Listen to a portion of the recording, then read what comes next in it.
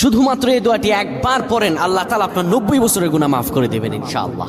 আপনার 90 বছরের গুনাহ মাফ হয়ে যাবে যদি মাত্র এই দোয়াটি যদি একবার পড়তে পারেন। আপনার ভাগ্য খুলে যাবে, রিজিকে বরকত আসবে, মনের ন্যাক আশা পূরণ হবে, আল্লাহ আপনার সব দোয়া কবুল করে দিবেন। সুবহানাল্লাহি ওয়া বিহামদি। এত ফজিলত, এই দোয়াটা আপনারা শেয়ার করে দিবেন। এই যুবকেরা, আমল না করেও সওয়াব পাবা। তোমার একটি শেয়ারে, একটা বাটনে প্রেস করে তুমি সওয়াব পেয়ে যাবা। কারণ তুমি আমল না করো, অন্য কেউ যদি তোমার শেয়ারের বদৌলতে আমল করে, সওয়াব তুমি পেয়ে যাবা। নবীজির হাদিস। আমার ভাইয়েরা, আল্লাহর কাছে দোয়া করা, আল্লাহর কাছে দোয়া চাওয়া, এটি হলো মুমিনদের কাজ। আমার আল্লাহ বান্দাকে বলেন, বান্দারে উদউনি আস্তাজিব লাকুম, আমার কাছে চাও, আমার কাছে চাইলে আমি আল্লাহ তোমাকে দিয়ে দিব। কেউ যদি একবারে দোয়াটি পড়তে পারে, দোয়াটি হলো রব্বি ইন্নী যালামতু নাফসি ফাগফিরলি। কেউ যদি এই দোয়াটা একবার পড়তে পারে, আমার আল্লাহ তাআলা তার 90